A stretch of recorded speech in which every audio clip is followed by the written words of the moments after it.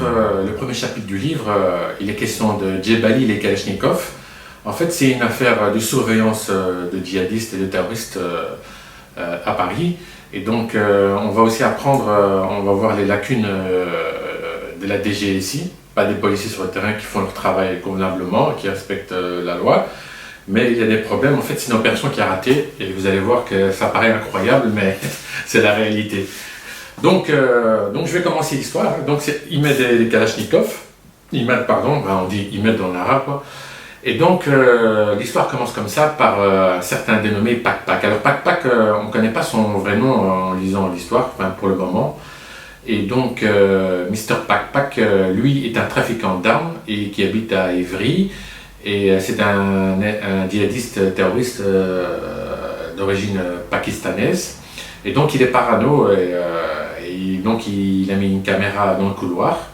Il habite dans une cité, en fait il y a une caméra qui filme son couloir où il habite. Et il a mis un autre Pakistanais qui dort là, qui mange là, qui surveille l'appartement toute la nuit, tous les jours. Et les policiers racontent que parfois même le Pakistanais il dort par terre, quoi. Donc il est vraiment parano, Pak.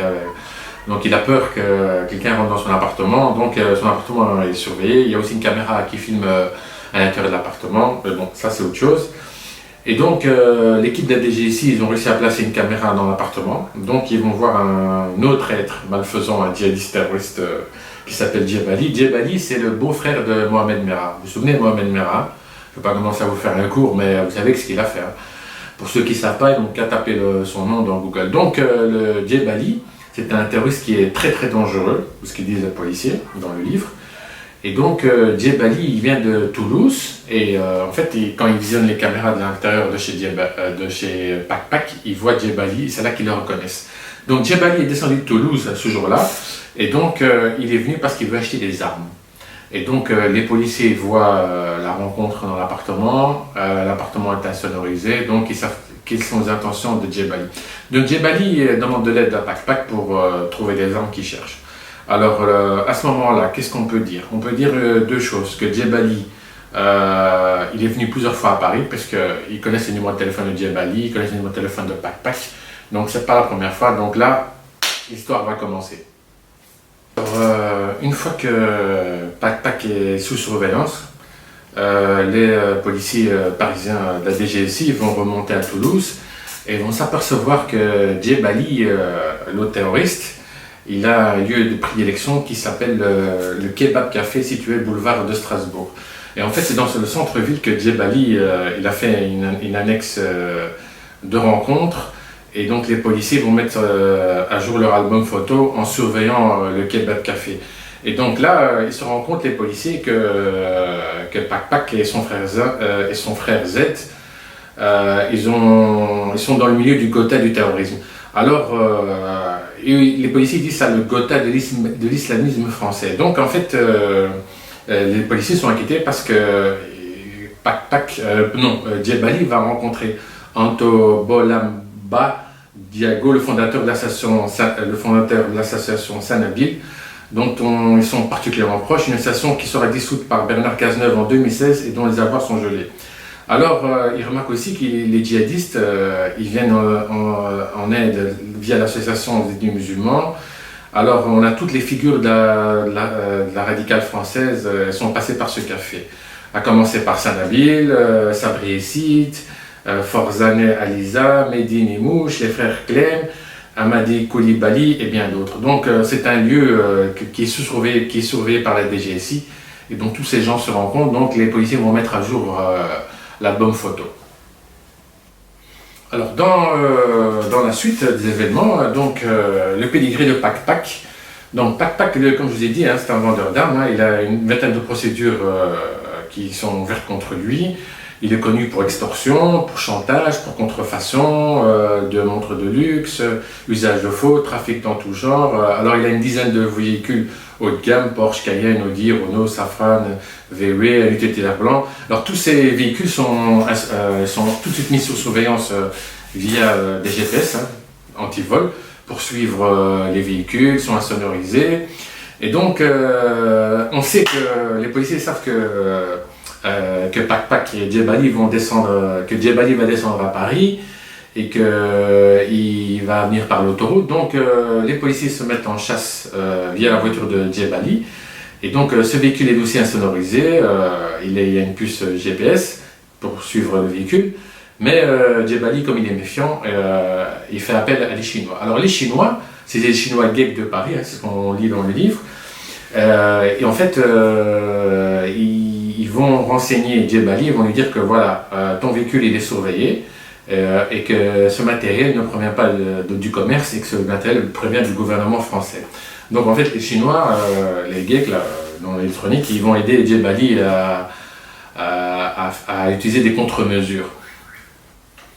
Alors, comme Djebali est méfiant vis-à-vis des policiers de la DGSI, donc la DGSI a monté un plan pour rééquiper la voiture de Djebali, parce que Djebali va descendre vers Paris avec Lebrun, un terroriste français converti. Et donc ils vont équiper la Citroën de Djebali avec dans l'appui-tête, ils vont planquer un micro, dans les jambes ils vont souder le récepteur GPS qui peut s'activer et se désactiver à distance. Eux vont l'utiliser que quand il y a beaucoup de circulation parce qu'ils ne veulent plus être détectés. En fait, sur une précédente filature, les policiers racontent qu'ils se sont fait détecter par Djebali. Donc maintenant, ils vont rester à distance. Ils sont 7 hommes, le dispositif 6+1. Il y a une moto et des voitures. Et donc, ils sont sur leur garde des policiers. Hein, il faut être attentif. Hein, enfin, si vous connaissez comment fonctionne une filature. Et donc, cette fois-ci, ils ont mis le paquet et ils vont plus se faire détecter. Et donc, la voiture est équipée, insonorisée. Voilà, donc tout le monde est prêt. Et donc, les deux voitures, par exemple, il y a une camionnette de Pack aussi qui est insonorisée. Et cette camionnette, c'est une camionnette blanche qui va être filmée 24 heures sur 24. Et donc, tous ces véhicules, ils ont rendez-vous dans la zone de Grigny. Et cette zone va être surveillée plusieurs jours. Donc en fait, les touristes ils vont descendre tous à Paris pour rencontrer des acheteurs des pays de l'Est. Et en fait, ces pays de l'Est, ils ont une procédure en Allemagne qui est ouverte contre eux. Et ils sont suivis aussi par la justice allemande. Et donc tous ces gens ils sont sous surveillance. Donc ils sont sur le territoire français. Et donc, les policiers vont suivre Djebali quand ils descendent à Paris. Et qu'est-ce qui se passe? Ils sont dans la nuit sur le parking à Grigny. Pack est là, Djebali est là, Lebrun il est là. Alors Lebrun, lui, c'est un parano aussi. Hein, donc il a des caméras, des brouilleurs d'ondes dans son appartement. Et donc là aussi, les policiers, ils ont aussi réussi à insonoriser l'appartement de Lebrun. Et là, ils vont trouver des clés USB, des carnets de notes, des téléphones et tout. Et eux vont récolter toute la moisson de renseignements à la DGSI. Donc tout ce trio est sous surveillance et donc ils sont sur le parking. Et sur le parking, il y a 12 policiers qui observent la scène de loin. Et l'instruction qu'on leur est donnée à la police, c'est d'arrêter Djebali, toute la bande, les marchands d'armes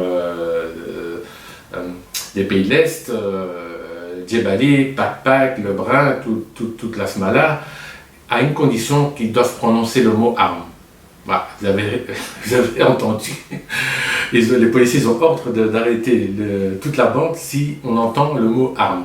Donc les policiers observent de loin le sac noir, et c'est un sac noir avec des armes. Ils voient les armes, hein, ils voient Pack sortir des armes parce que les policiers racontent que dans une scène, ils ont vu Pack descendre de la camionnette blanche, sortir des armes pour montrer à Djebali, tout ça. Ils ont essayé les armes dans la forêt environnante de l'Essonne. Voilà, donc tout est prêt.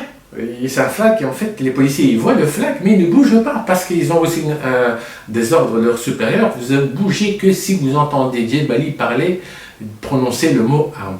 Donc tous ces gens ils sont sur le parking et qu'est-ce qui va se passer? Il ne va rien se passer du tout parce qu'ils ne parlent pas, ils ne prononcent pas le mot arme. Et donc, Djebali va monter dans sa Citroën, avec son sac noir, il a jeté la roue de secours sur le parking, et il va prendre une direction opposée pour rentrer à Toulouse. Les policiers, ils sont postés loin, ils sont d'une douzaine, et donc les policiers racontent qu'ils voient les véhicules des marchands d'armes des pays de l'Est, là, qui sont là sur le parking. Ils ont un contact visuel les uns et les autres, mais la voiture des marchands d'armes, il veut rentrer dedans dans les policiers, mais eux, ils dégagent vite les policiers. Et voilà, et donc il y a un policier qui raconte qu'ils pensent qu'ils n'ont pas été vus, mais enfin voilà, que ça ne change rien au problème. Donc les policiers, ils se retrouvent le cul nu en l'air, et les terroristes, ils bougent et ils partent, quoi. Et donc les armes, ils sont perdues, ils sont dans la nature. Et donc tout ce trio, toute cette bande de terroristes, ils vont s'évanouir dans la nature, et les armes, on ne va pas les retrouver. Les policiers disent dans le livre qu'ils vont rattraper les vendeurs d'armes, parce que les vendeurs d'armes, ils ont été payés avec de la fausse monnaie qui provient de l'Italie. En fait, Djebali et Pakpak, ils vont payer les marchands d'armes trafiquants des pays de l'Est avec de la fausse monnaie. Et cette fausse monnaie, elle s'est répandue à Paris ou à Toulouse, je ne sais plus où. Donc ils ont testé la fausse monnaie, ils ont vu que ça marchait. Que les marchands ne détectaient pas, donc ils vont les payer, les marchands d'armes, quoi. Donc voilà pour cette partie-là, et donc on va voir la suite. Alors les policiers reçoivent un SMS sur leur téléphone qui leur annonce que toute la bande, Imad, Djebali, le français Lebrun, Pakpak, tout ça, ils sont tous partis pour la Syrie, et ils sont tous à l'aéroport de Barcelone, et ils vont prendre un vol pour Istanbul. Et donc, ils ont pris des bus Eurolines pour passer la frontière. Et donc, les policiers, il y en a un qui dit bon, des baraques, ils allaient se faire exploser là-bas, quoi. Voilà, c'est ce qu'ils disent, quoi. Alors, qu'est-ce qu'on peut encore dire? Il y a des choses intéressantes, hein. Donc, il y en a un qui va revenir, c'est Quentin Lebrun, donc il va revenir de Syrie en novembre 2014. Alors, lui, il avait posté une vidéo sur YouTube, hein, c'est ce qu'on apprend dans le livre, exhortant les Français musulmans à blablabla, à faire le terrorisme et tout ça, quoi. Alors après, c'est autour de Sabri Essid, qui fait de la surenchère sur YouTube aussi. Donc il fête les 3 ans d'attaque de son ami et beau-frère Mohamed Merah. Alors il met en ligne une vidéo, hein, une exécution d'un espion soi-disant israélien en Syrie. Et donc en fait c'est un petit enfant de 12 ans qui tient une arme de poing. Et il se trouve que cet enfant, c'est son fils, enfin un membre de la famille, quoi, de lui, quoi. Alors, il faut savoir qu'en fait, l'affaire Imad Djebali, donc c'est un fiasco pour les services de la DGSI. Pourquoi? Parce que il y a un flag et ils ne peuvent pas bouger parce qu'on leur a dit qu'il faut qu'ils prononcent le mot arme Djebali. Donc, en fait, pourquoi il y a un fiasco? Et depuis l'affaire de la DGSI, elle est fragilisée par l'affaire Merah. Alors, il faut savoir aussi que les carrières des directeurs sont en jeu, donc ils veulent des promotions, les directeurs, ils ne veulent pas prendre de risques, ils veulent être sûrs, ils veulent avoir des effectifs d'intervention. Si la SD, le directeur de la filature, veut quelque chose, et s'il veut faire quelque chose, il doit en référer aux autres directeurs. Et donc, pour faire une opération pour taper les terroristes, il faut convoquer tous les directeurs de tous les services. Et il faut qu'ils soient tous d'accord. Alors imaginez, vous êtes sur le terrain et vous êtes bloqué parce que vous devez chaque fois faire de la bureaucratie, vous devez appeler au siège un directeur, votre directeur des filatures, le directeur de la filature doit convoquer les autres directeurs, il faut s'asseoir autour de la table, il faut voter, et oui, on peut passer à l'action, on peut arrêter les terroristes. Bon là, ça c'est les stupidités de la bureaucratie. Donc les policiers sont furax, et donc ils sont pas tous ensemble, certains policiers, donc ils racontent ça aux journalistes. C'est pas normal que le service il fonctionne comme ça, parce que les policiers voudraient mettre hors d'état de nuire.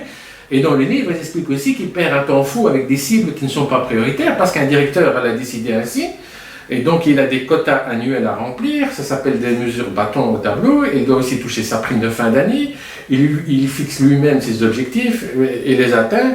Donc en fait, le directeur, il fonctionne que pour lui, il ne fonctionne pas dans l'intérêt de la nation. Il veut juste remplir ses quotas pour toucher sa prime. Donc les policiers ils sont pris entre leur directeur et la volonté de faire un travail professionnel et correct. Et les policiers ne veulent pas prendre de gants en respectant une procédure pour les faire des perquisitions, pour planquer des micros, parce que en fait il y a toute une... Je ne vais pas vous citer la procédure, en lisant le livre vous allez la lire. C'est tout un bordel avec la procédure pénale, on ne peut pas rentrer comme ça. Il faut appeler un serrurier, il faut faire une photo macro de la serrure, il faut ouvrir la porte. Non, les policiers ils veulent foncer et pas perdre de temps à demander à leur directeur, oui, il faut rentrer, il faut appeler le serrurier, il faut faire la photo. Non, on le voit dans l'appartement de Lebrun, ils n'ont pas pris de gants, ils sont rentrés Ils ont mis hors d'état de nuire sa caméra de surveillance, je ne sais pas comment, en coupant l'électricité ou en enlevant la batterie, je ne sais pas. Toujours est-il qu'ils ont réussi à rentrer. Ils sont rentrés dans l'appartement, ils ont pris des renseignements, donc ils ne veulent pas prendre de gants parce qu'ils sont des gens dangereux, il ne faut pas perdre de temps. Donc les policiers, pour eux, il y a des autres services, ils le disent dans le livre, hein, voilà, donc c'est des procédures, c'est des dossiers clos, voilà, donc tout fonctionne pour bénéfice des directeurs, mais pas pour eux.